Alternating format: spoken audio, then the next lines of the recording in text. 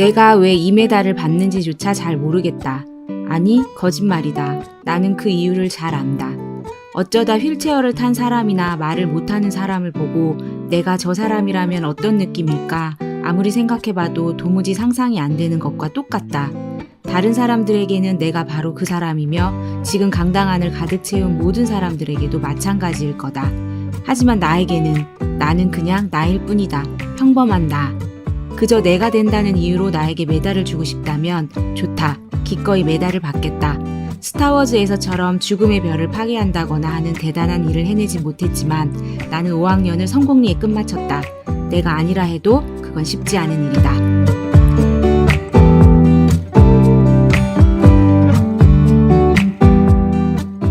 어른과 아이 그 사이 어디쯤에서 고군분투하고 있을 우리들의 사춘기에 대해 책으로 이야기를 나누어 보는 우리가 사랑하는 사춘기. 우사사 25번째 시간 지금부터 시작하겠습니다.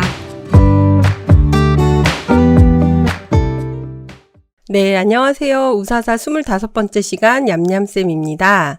오늘은 박 사장님과 차차님과 함께하고 있습니다. 다들 무탈하셨지요? 네, 안녕하세요. 차차입니다. 안녕하세요. 봄을 기다리고 있는 박 사장입니다. 네. 아직 많이 남았네요. 입춘이 지났더라고요. 그쵸. 그러면 맞아. 봄이 이제 다가오고 있는 거예요. 저 해가 길어져서 정말 놀라긴 했어요. 그죠? 맞아요, 네, 맞아요. 6시 돼도 밝더라고요. 그렇군요. 차차님 퇴근 시간에 나갈 때 깜깜하냐? 아니면 밝냐? 이거를, 느끼시는군요. 네. 오늘 저희는 조금, 특별한 성장 이야기? 하지만 이렇게 좀 찬찬히 들여다보면 어느 누구와도 다르지 않은 한 아이의 세상을 살아가는 이야기를 가지고 왔는데요. RJ 팔라시오 작가 지음, 천미나 역의 아름다운 아이라는 작품입니다. 이 책은 영화 원더의 원작으로도 더 잘 알려져 있기도 해요. 먼저 차차님이 책 줄거리 들려주시고 저희 다 같이 듣고 나서 이야기 나누어 보도록 하겠습니다. 네, 오늘 같이 읽어볼 책 냠냠쌤이 소개해 주신 아름다운 아이입니다. 소설의 주인공 어거스트는 심한 안면 기형을 가지고 태어났는데요. 태어나서 지금까지 27번의 대수술을 받았지만 여전히 어거스트의 얼굴을 처음 본 사람은 물속에 들어갈 새처럼 헉 하고 숨을 참고 어기를 바라봅니다. 어기는 이제 어거스트의 애칭이에요. 괴물, 변종, 구토, 유발자, 골룸 등으로 불리는 어기는 지금껏 엄마와 함께 홈스쿨링을 해왔는데요. 이제 만 10살이 되어서 가족들은 큰 결심을 하게 되고 어기는 처음으로 학교라는 곳에 가게 됩니다. 비처 사립학교에 다니게 된 어기는 교장 선생님의 배려로 개학 전 잭, 줄리안, 샬롯이라는 친구를 소개받게 되는데요. 줄리아는 어디에나 한 명쯤 있을 법한 짓궂은 아이로 어기의 외모에 대해 노골적으로 관심을 가지고 어기를 놀리고 괴롭히는 것으로 학교에서 자신의 인기를 높이려고 합니다. 샬롯은 전형적인 모범생 스타일인데 어기를 배려해주는 듯 하지만 마음을 열고 어기와 친구가 되지는 않습니다. 그리고 잭은 어기에게 진심으로 마음을 열어주는 친구인데요. 미성숙한 아이들이 흔히 그렇듯 둘 사이에 오해와 상처가 쌓여서 사이가 멀어지기도 하지만 결국 둘은 세상에서 하나뿐인 친구가 됩니다. 이렇게 소설은 어기를 중심으로 어기가 앞으로 헤쳐나가야 할 사회의 축소판인 학교 생활, 그리고 엄마, 아빠, 누나 비아를 구성원으로 하는 가족의 이야기, 이렇게 두 축을 중심으로 전개가 됩니다. 중간에 어기의 1인칭 시점뿐 아니라 누나 비아, 그리고 친구인 서머와 잭, 비아의 남자친구인 저스틴과 절친 미란다의 시점까지 다양한 인물의 시점에서 이야기가 전개되면서 끝까지 흥미롭게 읽을 수 있었습니다. 소설 아름다운 아이는 선천적인 장애를 가지고 태어난 아이가 살아가면서 겪어야 되는 아픔, 그리고 이를 극복할 수 있는 힘과 용기, 그리고 장애를 가진 가족을 둔 사람들, 그리고 이런 구성원과 같이 살아가고 있는 비장애인 등 다양한 관점에서 생각해볼 거리를 던져주는 소설입니다. 또 이 책은 우리 우사사 네이버 카페에 청취자 삐움님이 추천해 주셔서 또 같이 읽어보려고 합니다. 네, 차차님이 책에 대해 소개를 해주셨어요. 저는 사실 영화를 먼저 보기도 했고, 그리고 나서 책을 읽고, 차차님은 책을 먼저 보셨다 그랬죠. 그러면은 차차님은 책하고 영화하고 어떠세요? 보통 책과 영화가 있을 때 영화가 더 좋기는 좀 쉽지 않은 것 같아요. 저도 책을 먼저 읽기도 했지만 책이 훨씬 좋았고요. 네, 말씀드린 것처럼 책은 어기 관점뿐만 아니라 다양한 인물의 관점에서 동일한 상황을 이렇게 바라보는 시각 같은 게 잘 나타나 있는데 영화는 아무래도 그런 시점을 표현하기는 어렵다 보니까 영화는 그냥 그러셨어요. 굉장히 교훈적이고 그런 아름다운 이야기다 이런 느낌을 받았고요. 저는 책이 훨씬 좋았어요. 그러셨구나. 저는 책을 먼저 보고 영화를 봤는데, 보통 이제 영화가 더 좋기는 힘들잖아요. 왜냐하면 우리가 상상을 많이 펼치니까. 근데 저는 이번 영화는 굉장히 좋았거든요. 네, 책을 되게 잘 재현했다. 그리고 우리가 머릿속으로 상상했던 것을 현실적으로 되게 구체화시켜서 잘 표현했다. 그래서 저는 영화도 5번 정도 봤거든요. 저는 영화가 너무 좋았어요. 역시 들었어요. 그냥 사람들은 다 각자 맞아요. 다르다. 저는 이제 영화를 먼저 보고 책을 봐서, 사실은 그 책이, 그러니까 내용을 다 알고 있는 상태에서 책을 보다 보니까 책이 분량이 길고 찬찬히 이야기를 하나하나씩 풀어나가거든요. 그러니까 이제 그런 부분이 살짝살짝 중간에 지루한 면이 있기도 했는데, 왜냐하면 이제 영화에서 내용을 다 알고 있다 보니까 그런 영향이 있었을 것 같아요. 그래서 영화를 안 보신 분이라면 둘 다 너무 좋지만, 둘 다 너무 좋은데 영화를 아직 안 보셨으면 책을 먼저 읽어보시면 좋겠다라는 생각이 들고, 영화도 저도 너무 좋았거든요. 우리가 이렇게 그 줄거리 듣고 나서 이렇게 간단평을 한마디씩 하는데, 요걸로 대강 각자의 생각이 나왔다고 생각이 들어서, 본격적으로 하나씩 이야기를 나눠볼게요. 근데 이제 요게 책이 한 470페이지 정도 분량이에요. 근데 전혀 어렵지는 않아서 글밥 많은 것들을 읽을 수 있다면 뭐 아이들부터 누구나 읽어도 편안하게 읽을 수 있는 책이긴 한데요. 그래도 분량이 있다 보니까 하나씩 내용을 같이 이야기하면서 얘기를 나누면 좋을 것 같아요. 먼저 이제 주인공 어기와 어기 친구들이 나오잖아요. 차차님이 그 친구들 처음에 잭이랑 샬롯이랑 줄리안 얘기해 주셨고, 그리고 사실 어기에게 되게 중요한 친구인 서머라는 친구도 있어요. 우리 이 어기랑 어기의 친구들에 대해서 이야기를 나눠보면 좋을 것 같은데요. 먼저 어기는 안면기형으로 태어난 아이고 10살까지 홈스쿨링으로 집에서만 지냈죠.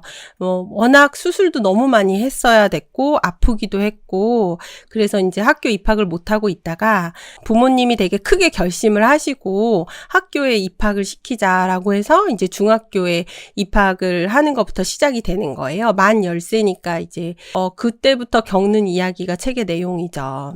이 세 친구들의 모습이 우리가 흔히 주변에서 너무나 쉽게 볼 수 있는 모습들이잖아요. 그렇죠. 네. 아까 줄거리 말씀하실 때 얘기하셨던 것처럼 잭처럼 이렇게 마음을 온전히 주느냐, 아니면 샬롯처럼 겉으로는 이렇게 하지만 진정한 친구가 되지 못하고, 그 다음에 줄리안처럼 짓궂고 아주 못되게 대할 수도 있고, 그죠? 네. 그래서 저는 좀 궁금했어요. 어떤 모습을 이신 것 같아요. 이방인에 대해서. 또는 이방인이라고 하면 좀 그런가? 어떤 친구였던 것 같아요? 지금까지? 누군가에게 그럴 그렇게 좀 때- 다가가기 어려운 친구들에게 나는 어떤 친구였느냐. 저는 약간 비슷하게 이 중에 다양한 인물이 나오는데 누구한테 제일 공감 가는지 여쭤보고 싶었거든요. 친구들? 뭐 엄마도 나오고, 뭐 누나도 나오고 되게 다양한 게 나오잖아요. 저는 잭에 제일 공감했던 게 어떤 측면이었냐면 막 마음을 열고 친구가 되는 그 부분 전에 잭이 이제 이따가 말씀드리겠지만 어떻게 보면 굉장히 큰 실수를 하잖아요. 잭도 이제 정말 어기가 너무 웃기고 과학도 너무 잘하고 그런 모습에 매력을 느껴서 친구가 되면 좋겠다 이렇게 마음을 먹고 둘이 친하게 지내고 있었는데, 그 할로윈 파티 때 이제 미국에서는 분장을 하고 학교를 가잖아요. 근데 잭이 어기가 듣고 있는지 모르고 줄리안이랑 막 친구들이 물어보는 거죠. 야, 너는 저렇게 괴물 같은 애랑 왜 친하게 지내? 막 그러니까 잭이 그 순간에 이제 그런 친구들 앞에서 이제 말실수를 하게 되는 거죠. 맞아. 나도 별로 친하게 지내고 싶지 않고 내가 만약에 어기같이 생겼으면 난 자살할 거야 라고 말을 하잖아요. 그쵸. 그걸 이제 어기가 듣고 너무 큰 상처를 입어서 이제 사이가 멀어지는데 저도 이 비슷한 일을 제가 중학교 때 겪었거든요. 그래서 저는 이 마음이 뭔지 너무나 잘 이해가 됐어요. 제게 마음이 이해가 되시는 거죠. 그러니까 진심은 그게 전혀 아닌데 뭔가 되게 학교에서 인기가 많고 그런 무리들 친구들이 있잖아요. 맞아요. 그 친구들이 저의 제일 친했던 절친에 대해서 안 좋은 말을 했는데 제가 거기서 딱 반박하지 못하고 저도 약간 동조하는 듯한 말을 했었거든요. 근데 그게 저한테도 너무나 큰 상처였고 나중에 그 친구가 알게 됐을 때도 되게 상처를 받았는데 저는 어린 마음에 이렇게 말하는 게 뭔지 너무 잘 알겠거든요. 맞아요. 그래서 되게 공감도 됐고 그 무리에 끼고 싶잖아요. 그 학교에서 주된 어떤 뭐라 그럴까요? 파워를 가지고 있는 그 친구들 무리에 끼고 싶은 마음이 누구나 아이들이 있고 그러다 보니까 내가 내 친한 친구를 지켜주는 걸 선택하는 게 되게 쉽지 않죠. 그 순간에 다 공감해 봤을 것 같아요. 학창 시절에. 어른이 돼서도 왜 그런 일들이 맞아요. 있을 수 있을 것 같아요. 네. 저는 줄리안에 대해서 좀 얘기를 해보고 싶은데. 못돼 처먹은 아이. 근데 줄리안도 또 나중에 줄리안 1인칭 시점 얘기가 나오지만 또 막 그렇게 못돼 처먹진 않았더라고요. 저 막 여지가 궁금했는데 있는. 이 줄리안이 막 되게 교묘하게 어기를 괴롭히잖아요. 그러니까 맞아요. 선생님 앞에서는 굉장히 도와주는 척하지만 그 어기랑 있을 때는 어기가 상처받을 만한 굉장히 그런 뭐 영화 속의 인물을 비유한다든지 굉장히 너 얼굴에 화상 입었냐? 뭐 이런 식으로 물어본다든지. 그쵸. 그런 나쁜 행동들을 막 하잖아요. 학교에서 이런 친구들 있으면 진짜 때려주고 싶잖아요. 어떻게 맞아요. 복수하면 좋은가요? 자, 상담 들어왔어요. 선생님, 이런 아이가 있습니다. 저 진짜 너무 때려주고 싶은데 어떻게 하면 좋죠? 이렇게 물어보면 어떻게 해야 되지? 너는 너의 길을 가라. 그에게 복수하지 않는 것이 가장 큰 복수다. 신경을 하지만 쓰면 안 된다. 너무 얄미워요, 선생님. 나 너무 괴로워요. 한 판 붙어도 될까요? 그쵸. 한 판 붙고 싶죠. 너무 붙고 근데 싶죠. 너가 잘 사는 게 가장 최고의 복수다. 안 됩니다. 너무 위로되지 않아요. 그렇구나. 위로가 되지 않죠. 네, 어떻게 해야 돼요? 근데 이 얄미운 녀석. 근데 왜 얘도 애라서 그런 것 같아요. 그리고 그쵸. 소설 속에 얘기가 나오는데 뭐 사과가 그러니까 어기 엄마가 이런 말을 하거든요. 사과가 멀리 떨어지겠니? 네. 사과나무에서 이런 말을 하는데 사실 어른들의 잘못이 크죠. 이 줄리안의 어머니도 이 부모님도 매우 크죠. 줄리안의 그쵸. 부모님도 약간 그 어기가 단체 사진에 나온 거를 보고 너무 어기만 빼가지고 너무 진짜 네, 그러니까 사실은 어기만- 그쵸. 줄리안도 그 부모의 그런 태도나 이런 것들을 보면서 배우는 어른들의 거니까. 잘못된 네. 것을 보고 그대로 배운 거죠. 그러니까요. 그거를 이해할 수 있을 만큼 클 때까지 마음을 잘 추스리면서 그 시간을 견뎌내야 되는데, 근데 사실은 여기서는 어기가 극복해내죠. 어떤 식으로 극복하냐면 어기가 자기가 가지고 있는 그 매력이 자연스럽게 여러 친구들한테 통하면서 어기의 친구들이 점점 많아지고 사실은 다른 친구들도 다 판단 능력이 있는 거잖아요. 그 중에서 제일 완충 역할을 해준 게 잭인데요. 아마 맞아요. 잭이 그 다리와 같은 역할을 해주지 않았다면 어기의 매력도 이렇게 많이 드러나기가 힘들었을 것 같은데 잭이라는 다리가 있었기 때문에 친구들이 좀 더 쉽게 어기에게 다가갈 수 있었던 것 같아요.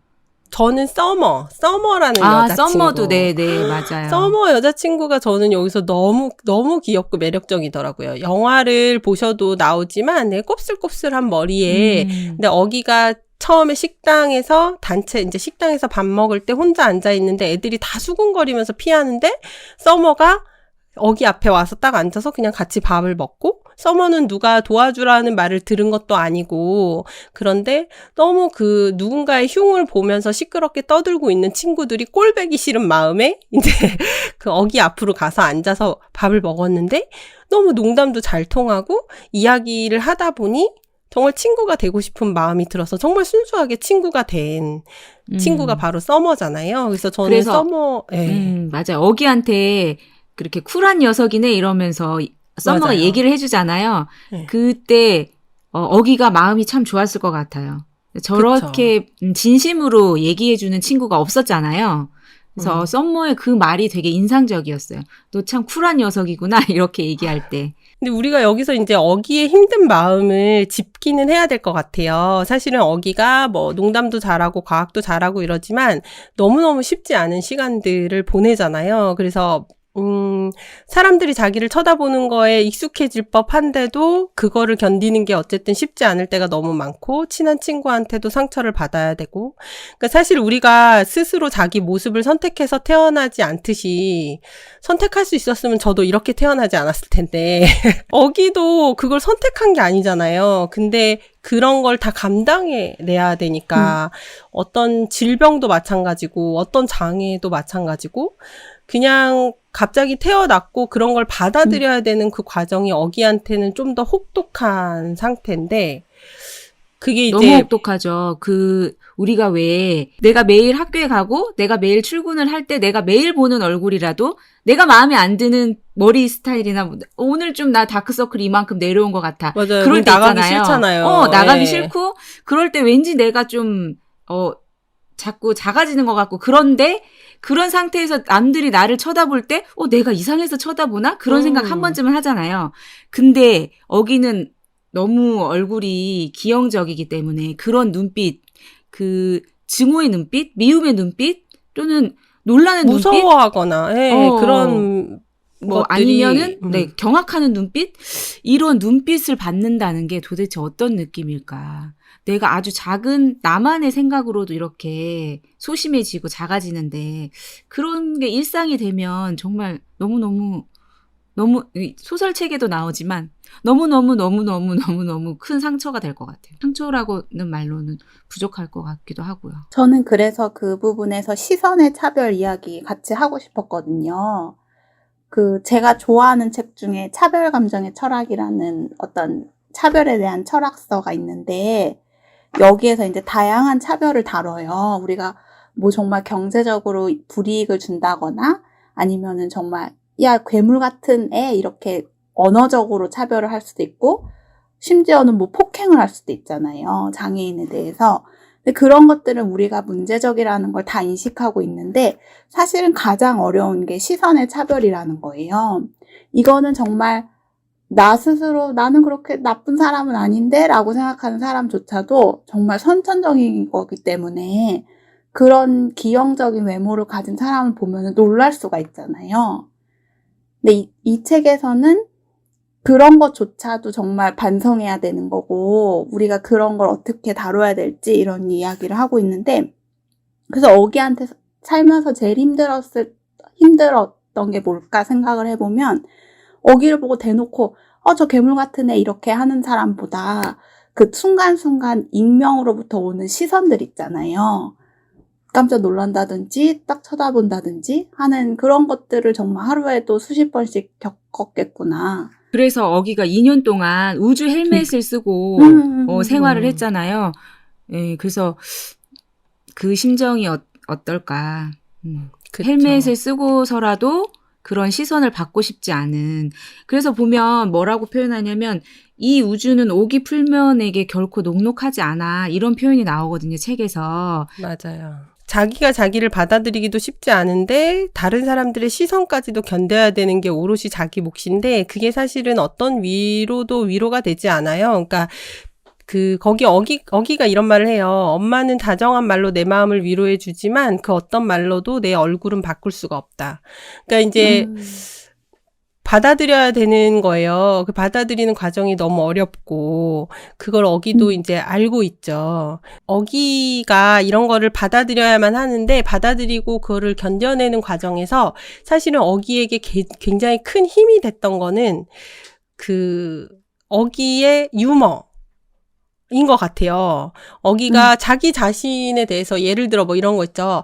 너 정말 얼굴 이런 거 성형할 생각 없어? 이러고 되게 친해진 다음에 서로 이렇게 되게 친해져서 얘기할 때 성형할 생각 없어? 이렇게 물어봤을 때 자기 얼굴을 막 가리키면서 여보세요. 이게 성형한 얼굴이에요. 뭐 이렇게 농담을 할 수 있는 어기가 너무 대단하더라고요. 저는 이렇게까지 잘생겨지려면 성형 엄청 많이 한 거야. 맞아요. 예. 그게 어기가 되게 많이 노력했고 되게 많이 마음이 사랑이 많은 아이구나. 그래서 자기가 상처를 받아도 이거를 이렇게 받아낼 수 있는 그리고 유머로 받아낼 수 있는 그걸 가지고 있다는 게 어기의 진짜 가장 큰 매력이어가지고 우리가 어쩔 수 없는 상황이라면 어쩔 수 없이 받아들여야 되는 상황이라면 그걸 이겨낼 수 있는 이런 유머의 힘이라든지 자기의 그런 마음의 힘을 길러주는 게 되게 중요하구나 라는 생각을 많이 했어요. 그리고 그게 다 부모님과 가족들이잖아요.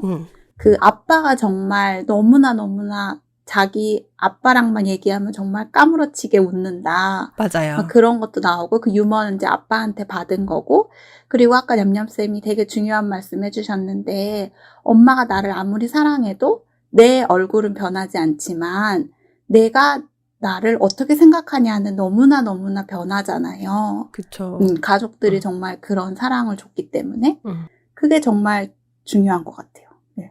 그 어기는 어떻게 보면은 되게 행운하고 축복받은 아이고 줄리안이랑 또 비교해봤을 때 줄리안은 좀 아까 못돼 처먹은 아이라고 해서 제가 좀 미안한데 그렇게 왜냐하면 줄리안 너무 안쓰러워요. 그러니까 그 줄리안의 부모님이 책에서는 사실은 그게 구체적으로 기술이 안 됐는데 영화에 보면 줄리안의 부모님이 취하는 태도나 행동이 줄리안도 되게 숨막히게 하겠구나라는 생각이 많이 들어요. 그러니까 줄리안의 의견은 중요하지 않고 부모님 자기 자신의 체면과 자존심과 이런 게 너무 중요한 사람인 거예요. 그래서 그것 때문에 자식도 굉장히 이렇게 뛰어나게 다른 사람들한테 보여야 되고 그런 친구가 같이 학교에 다닐 수 없다. 이런 식으로 얘기를 하고 자기 자식과 같이 다니는 게 자기 용납이 안 된다. 이런 식으로 얘기를 하잖아요. 그래서 줄리안 부모님하고 살 때 얼마나 힘들까 이런 생각이 들거든요. 그래서 그런 걸 생각하면 어기는 다른 사람이 또 갖지 못한 그런 어떤 뭐랄까 사랑이 너무나 충만한 가정을 가지고 있잖아요.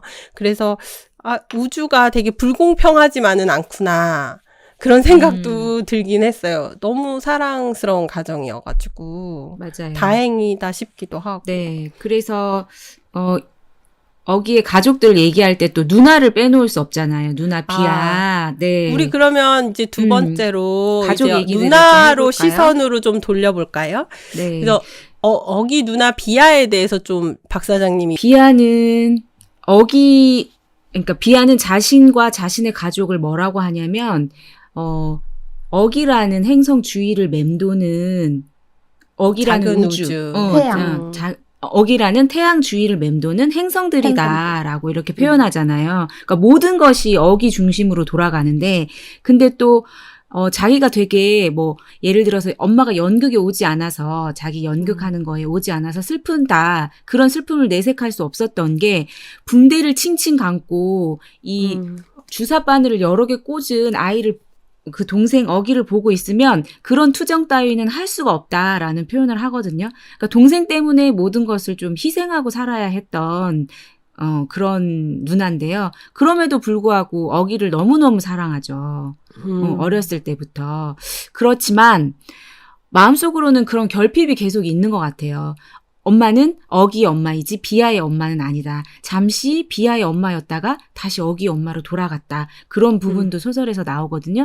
그래서 동생에게 많이 양보하고 희생하고 사랑을 주지만 여전히 사랑받고 싶어하는 그런 모습이 남아있는 비아가 조금 안타까운 면도 있었고요. 그다음에 두 번째로 또 비아한테 볼 수 있는 것은 내 동생을 사랑하지만 그래도 그런 삶이 지치는 거예요. 그래서 고등학교에 맞아요. 갔을 때 내 동생이 그런 안면 기형이 있다는 것을 아무도 몰랐으면 좋겠다라고 생각하고 자기가 연극을 하는데 자기 남자친구와 그 연극에 동생은 초대하지 않았으면 좋겠다. 가족이 오지 속마음을 않았으면 가지고 좋겠다. 있죠. 네. 그런 마음을 가지는 것 자체를 또 비아는 죄책감을 죄책감을 느끼는 느끼고. 거예요. 그래서 음. 너무너무 안쓰러운 인물이었어요. 소설에서. 저는 이 책 전체에서 책도 영화에서도 그렇고 정말 가장 많이 애정이 가는 친구가 비아였어요. 비아가 나온 그 장면이나 소설의 그 관점을 읽을 때 정말 많이 가슴이 아프고 눈물이 나고 그랬던 것 같아요. 이게 저희가 했던 그 1000개의 파랑 책에서 연재에도 은혜가 맞아요. 장애를 겪고 있고 언니가 장애를 겪고 있고 그 동생의 입장에 있는 그 연재도 너무 많은 거를 감내하고 참아내잖아요. 그 예전에 아이 중에 한 명이 저 이제 같이 공부 가르쳤던 아이 중에 한 명이 소아마비인 언니가 있었어요. 그래서 집에서 근데 그 친구는 학교 끝나고 친구들하고 잘 놀지도 못해요. 왜냐면 언니가 특수학교에서 돌아오는 시간에 자기가 가야 돼요. 엄마 아빠가 맞벌이를 하고 계시니까. 그래서 그런 어떤 숙제 때문에 수행평가 때문에 모이는 것도 친구들하고 노는 것도 어떤 것도 자유롭게 할 수가 없는데 그거를 다 감내하더라고요. 표현을 하지 못하고. 근데 대학을 굉장히 멀리 갔어요. 거기 아래로. 그래서 사실 다른 곳도 선택의 여지가 많았는데 얘기하더라고요. 집을 떠나고 싶다고. 그러니까 그게 저는 그 당시에 너무 공감이 됐어요. 그러니까 이 아이가 언니를 사랑하는 마음도 너무 크고 자기가 그렇게 해야 된다는 마음도 너무나 잘 알지만 그치만 그 짐이 너무 무거운 거예요. 아이한테는. 맞아요. 그래서 비아도 어기가 수술을 받는 한 달 동안 할머니 집에 가 있을 때 그때 자기가 동생을 너무 사랑하지만 동생이 없는 한 달간의 삶이 너무 행복했다. 할머니가 아낌없이 주는 동생 없이 그런 시선을 받지 않고 자유롭게 생활하고 그다음에 할머니가 주는 그 모든 사랑이 너무너무 행복했다라고 나오잖아요. 그런 마음인 것 같아요. 장애를 가진 사람이 많은 만큼 또 그 자기 형제 자매 중에 장애를 가진 사람이 많은 이제 비장애인이 많은 거잖아요. 그래서 정말 비아에 공감하면서 읽으실 분도 많겠구나 생각했어요. 맞아요. 이렇게 옆에서 힘들다는 거를 알기 때문에 어떤 장애를 가지신 분들의 마음도 무거우신 거예요. 그러니까 예를 들어 그 1000개의 파랑에서 은혜도 동생이 자기 때문에 희생하는 모습이 너무 미안하고 견디기 힘들기 때문에 계속해서 휠체어를 타고 너무 힘든데도 밖으로 나가잖아요. 왜냐하면 연재한테 시간을 주고 싶어서. 그러니까 서로가 서로에게 마음의 부채를 안게 되고 그리고 비아에 대해서 얘기할 때 저는 이렇게 부모들이 저를 포함해서 되게 잘하는 실수 중에 하나가 부모의 시선이나 감정을 형제간에 요구하는 경우가 있어요. 그러니까 사실 우리가 우리의 형제들을 생각해 봤을 때 다른 남보다는 애정을 가지고 있지요, 당연히. 하지만 그럼에도 불구하고 부모의 사랑을 갖고 있진 않거든요. 그래서 되게 중요한 지적이에요, 얌얌쌤. 네.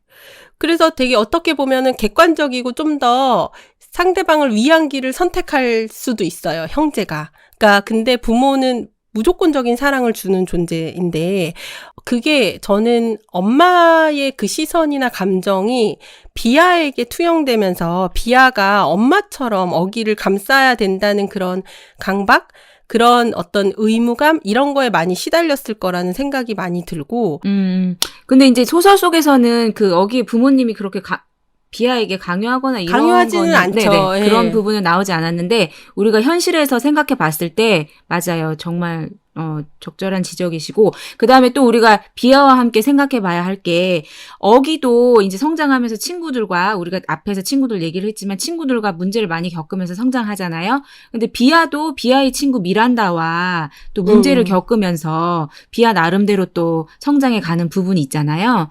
그 비아 친구 미란다에 대해서는 어떠세요? 미란다는 이제 비아의 가장 친한 친구였어요. 중학교 때까지 가장 친한 친구였는데 그리고 고등학교도 이제 같이 가게 된 거예요. 그래서 미란다랑 이제 재밌게 놀 수 있겠구나 기대를 하고 딱 학교에 갔는데 방학이 끝나고 근데 미란다가 자기를 본체만체 하고 되게 대면대면하게 구는 거예요. 그래서 저는 소설을 읽을 때 이 부분이 되게 약간 그 서스펜스처럼 다가왔거든요. 아니 왜 친했던 친구가 저렇게 갑자기 됐을까? 무슨 사건이 있었을까? 막 궁금해하면서 읽었는데 그게 사실은 어떤 거였냐면 미란다가 이제 방학 때 무슨 봉사 캠프 같은 걸 갔는데 미란다는 어렸을 때부터 비아랑 친했기 때문에 어기랑도 잘 어울리고 정말로 어기를 아끼고 좋아했던 거예요. 자기 친동생처럼. 그래서 이제 같이 찍은 사진도 있고 막 이랬는데 캠프에서 어쩌다 친구들과 얘기하다 보니까 어기가 마치 자기 동생인 것처럼 얘기하게 되고 그래서 나는 사실 이렇게 기형을 가진 동생이 있어 하니까 주변 친구들의 반응이 막 폭발적이었던 거예요. 관심을 아이고, 끌게 되고, 그쵸? 너 정말 힘들었겠구나. 근데도 뭐 이렇게 동생도 사랑하고 너무 예쁘다 이런 식으로 관심을 얻게 되니까 미란다가 그거를 부정하지 못하고 어기가 자기 동생인 것처럼 이렇게 친구들을 사귀게 되고 그게 미란다한테는 당연히 친구 비아에 대한 너무나 죄책감, 상처로 다가와서 비아를 이제 친하게 대하지 못하고 외면하게 되는 그런. 그리고 거기에다가 이제 그 비아가 가지고 있는 그 가정이 미란다한테는 맞아요. 없었잖아요. 그러니까 다른 사람 집에 가서 마음이 더 편하고 그 친구네 집에 가서 마음이 편한데 사실은 자기는 그 집의 일원이 아닌 거예요. 결국에는 가족처럼 너무 잘 대해주시지만 어쨌든 그 집이고 나는 바깥에서 떠도는 느낌이 들죠. 근데 내 집에서 엄마 아빠는 이제 이혼을 하셨고, 그러니까 이거를 보는 미란다의 마음은 되게 복잡하고 힘들었을 것 같아요. 내가 갖지 못한 이 가정의 모습을 계속 지켜봐야 되는 것도 너무 고마운 친구지만 너무 힘들지 않았을까. 그래서 미란다는 본능적으로 이거를 멀리하고 싶지 않았을까? 이런 생각도 들었어요. 그리고 아무 이유 없이 사실은 멀어지기도 하잖아요. 우리 그쵸. 인간관계라는 게. 그쵸. 그리고 우리가 중학교, 고등학교 때 생각해보면 좋아 죽겠다가도 또 서먹해지기도 하고 또 다시 뭐 이유 없이 또 친해지기도 하고. 근데 여기 소설에서 미란다는 이제 그런 차차님께서 말씀하신 이유가 있었는데 어쨌든 서로 이렇게 비아와 각자의 길을 가다가 나중에 어기가 그 비아의 연극에 왔을 때 다시 이제 친해져서 다시 잘 지내게 됐는데요. 보면서 그런 생각을 또 했어요. 친구 사이라는 것이, 인간관계라는 것이 내가 확 끌어당긴다고 나에게 오는 게 아니고, 또 놓는다고 해서 완전히 놓아지는 것도 아니고, 되게 이런 일도 있고 저런 일도 있구나. 받아들이는 것도 하나의 방법이겠다. 그냥 자연스럽게 흘러가서 시간이 지나서 또 자연스럽게 만남이 되고 또 헤어지기도 하고 이런 것도 인연이구나. 그런 생각도 했어요. 마지막으로 그 어기를 둘러싼 주변 어른 중에 그 학교 선생님들에 대해서 이야기를 한번 나눠볼까요? 일단 터시먼 교장 선생님 너무너무 좋으시죠. 그 학생들에 근데 교장 대해서. 선생님이 이렇게 물론 교장 선생님들이 좋으시죠. 근데 좋으시죠. 근데 약간 우리가 학교 다닐 때는 교장 선생님하고 교류가 없다 보니까 맞아요. 이렇게 뭔가 뭐 어떤 마음으로 학생들을 대하시는지에 대해서 전혀 알 길이 없었는데 이 영화 속에서는 이 아이들을 상담하시잖아요. 교장 선생님의 역할이. 그러면서 알지만 눈 감아준다든지 믿고 기다려준다든지 이런 역할들을 교장 선생님이 해내시는 거예요. 저는 그게 굉장히 이렇게 우리도 그랬으면 좋겠다. 이런 생각이 맞아요. 진짜 그렇죠. 부러움이 있었어요. 예. 네. 근데 우리가 중고등학교 때 겪었던 교장 선생님들은 거의 교장실에 계셔서 얼굴을 뵙기가 힘들었잖아요. 근데 단상 위에서만. 네. 지금 소설 속의 교장 선생님은 그 아이들 하나하나를 되게 잘 알아주고 잭이 말하지 않았던 왜 잭이 줄리안을 때렸는가에 대한 것도 사실은 알아주고 잭과 그 어기가 줄리안한테 은근히 괴롭힘을 당하잖아요. 쪽지를 막 받잖아요. 외계인이나 뭐 이런 식으로 괴물아. 근데 그런 쪽지 받았던 것도 다 알아주고 사실은 모든 뒤에서 이렇게 지켜보고 있었던 CCTV야. 거죠. CCTV. 맞아요. 사실 CCTV를 교장실에다가 놓고 보고 있었던 거 아니에요? 어떻게 다 알지? 어떻게 다 알지? 막 이런. 네. 맞아요. 담임 선생님이 또 그 좋은 말씀. 아까 차차님. 네, 이제 브라운이라는 선생님인데 이 선생님이 애들한테 맨날 시키는 게 뭐냐면 금주에 자기 금원을 정하라고 그래요. 그러니까 뭔가 이렇게 교훈이 되는 말을 자기가 정하는 건데 여기서 되게 인상적인 게 이제 브라운 선생님이 스스로가 모범을 보여서 이번 주 내가 정한 금원은 이거야 라고 이렇게 해주는데 그 중에 하나가 우리가 행한 행동이 곧 우리의 묘비이다라는 말씀을 하시거든요. 그러니까 왜 이 이야기를 애들한테 했을까 짐작이 되잖아요. 우리가 항상 너가 하는 행동이 너를 결국 만드는 거고 그렇기 때문에 다른 사람한테 항상 친절해야 되고 그런 부분도 되게 직접적으로 말하지 않아요. 예를 들면 우리 반에는 장애인 학생이 있기 때문에 니네가 얘네 차별하지 말고 친구로 같이 잘 지내자 이렇게 얘기하는 게 아니라 이렇게 약간 애둘러서 금원을 정하게 하고 스스로 깨닫게끔 하는 이런 것도 참 되게 좋았어요. 네. 그 금원 중에 저는 너무 마음에 와닿았던 게 옳음과 친절 중에 선택해야 한다면 친절을 선택해라. 살다 보면 너무 맞는 것 같아요. 그러니까 옳음이라는 거는 너무 다 달라요. 그러니까 이게 내가 옳다고 생각하는 거랑 상대방이 옳다고 생각하는 거랑 그거는 너무나 다 다르고 그거는 서로 많은 부분 갈등을 일으킬 소지도 있고 그런데 그 옳음을 주장하는 건 결국 아집이 되기도 하고 그 중에 선택을 해야 한다면 친절을 선택해라 라는 것이 굉장히 삶의 태도로서 중요한 말씀이었다는 생각이 들더라고요. 그래서 저는 밥 딜런이 했다는 말도 떠올랐는데 밥 딜런이 그런 말을 했대요.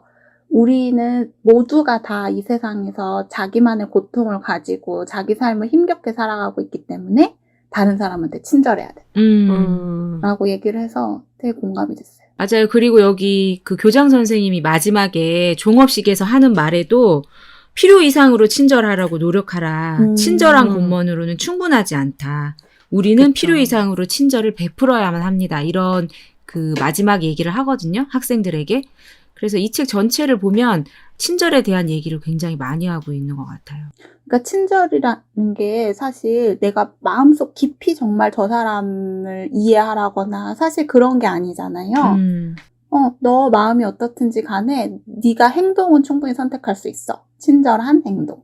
중요한 가치인 것 같아. 그리고 그 교장 선생님 말씀하신 것 중에 열심히 사는 사람들한테는 다 친절해야 된다라는 말씀을 하시는데 저는 그걸 들으면서 마음이 너무 너그러워지는 거예요. 그러니까 저랑 생각이 좀 다르다고 제가 모나게 마음을 먹고 있었던 상대라든지 좀 마음 한구석 걸리는 어떤 행동을 하는 누군가에게도 그 사람이 열심히 살고 있는 삶을 생각하면 내가 친절하지 못할 이유가 없더라고요. 그래서 그들도 나름 자기 삶을 열심히 살고 있으니까 나는 선택을 한다면 친절을 선택해야 되는 거구나라는 생각이 들면서 마음이 되게 너그러워지는 거예요. 그래서 책을 읽으면서 그래서 이거 되게 마음이 편안해지고 너그러워지는 힐링 책이구만 이러면서 진짜 힐링 책이에요, 이 책은. 네. 그런 생각이 들더라고요. 영화도 그랬고. 네. 저희 그러면 이제 마지막으로 접어두고 싶은 페이지 한 군데씩 읽고 마무리를 지으면 좋을 것 같아요. 제가 먼저 해볼 텐데요. 저는 접어두고 싶은 부분이 정말 너무너무 많았어요, 이 책은. 근데 그 중에서도 우리 어거스트 풀먼의 금원으로 마지막 말을 대신하려고 하는데요. 누구나 살면서 적어도 한 번은 기립박수를 받아야 한다. 우리는 모두 세상을 극복하니까. 그래서, 평범한 옮긴 이의 말에도 나와 있는데 세상의 모든 평범한 오기들에게 기립박수를 보낸다. 사실 우리가 얼굴만 평범한 뿐이지 어기처럼 세상에서 험난한 일들 넘고 넘어야 될 산들이 많잖아요. 힘든 일들도 많고. 저도 그 부분 되게 좋아서 그 부분 접어왔는데 앞부분에 조금 다른 맥락이 있어서 말씀드리면 이제 비아 누나가 연극을 했다고 했잖아요. 그래서 남자친구랑 주연으로 연극 무대에 오르는데 그 두 사람이 마지막에 이제 무대 인사를 하려고 나오자 관객들이 모두 자리에서 일어섰다. 브라보! 아빠가 박수를 치며 외쳤다. 왜 다 일어나는 거야? 기립박수야. 엄마가 자리에서 일어서며 대답했다. 나도 자리에서 일어나 박수를 치고 또 쳤다. 두 손이 아프도록 박수를 쳤다.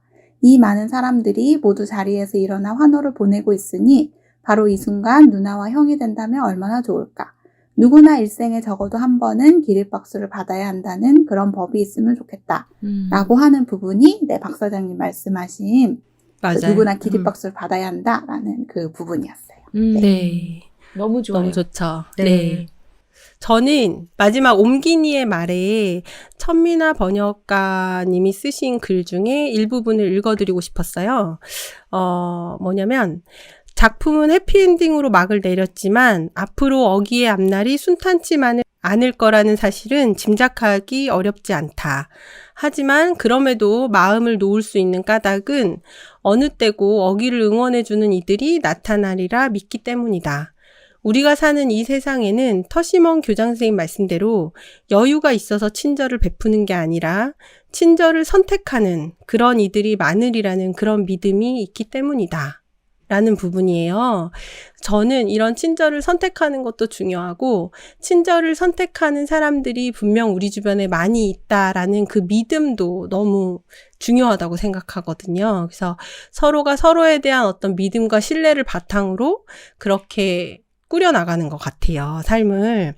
네. 저희가 이렇게 읽은 부분 외에도 사실은 참 많은 생각을 하게 하고 사람들과의 관계를 생각해 주게 하는 책이었던 것 같아요. 근데 이 책 제목 너무 좋지 않아요? 아름다운 아이?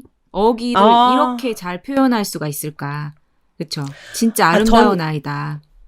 근데 왜 아름답다고 생각하세요? 어기는 외모는 안 아름답죠. 외모는 소설에서 표현하는 것처럼 흉측하잖아요. 그런데 사랑이 너무 많고 그거를 극복해내는 힘이 있고 또 앞으로 세상으로 나아갈 수 있는 용기가 있는 너무너무 아름다운 아이라고 생각했어요. 자기 삶을 포기하지 않고 살아나가려는 모습 자체가 아름다운 것 같아요. 누구나. 저는 이 제목을 보면서 그냥 이 제목이 이 아이를 위로하는 말로써 아름다운 아이라는 제목을 지은 게 아니었으면 하는 마음이 되게 컸어요. 그래서 읽는 내내 사실은 중반까지도 이게 그냥 단순히 이 아이를 위로하는 말이 아니었으면 좋겠는데 라는 생각을 했는데 제가 거의 다 읽을 무렵에 마지막에 교장 선생님의 말씀이었는데 교장 선생님이 이제 비처상을 수상할 때도 그 상을 주는 게 이 아이에 대한 어떤 동정이나 연민이나 위로가 아니었으면 좋겠다고 생각을 했었거든요. 근데 그 말 속에서 그게 아니라는 게 드러나요. 그러니까 위대함에 대해 말씀을 하시면서 위대함은 강함에 있는 게 아니라 힘의 올바른 사용에 있다. 자신만의 매력으로 그의 힘으로 자기의 힘으로 다른 사람의 마음을 감동시키는 자가 가장 위대한 사람이다라고 했는데 어기가 초반에 우리가 말했듯이 줄리안과 한판 붙어서 그를 쓰러뜨린 게 아니라 자기 자신만의 매력으로 친구들을 감동시키고 그걸로 자기 자리를 만들어 나가면서 그걸 이겨내잖아요. 그래서 그게 되게 감동이고 아름다운 아이고 이 상을 수상할 만한 이유구나라는 생각이 들어서 납득이 돼서 되게 좋았어요. 책을 읽으면서. 오늘도 너무 재밌는 책 같이 말씀 나눠주셔서 감사드리고요.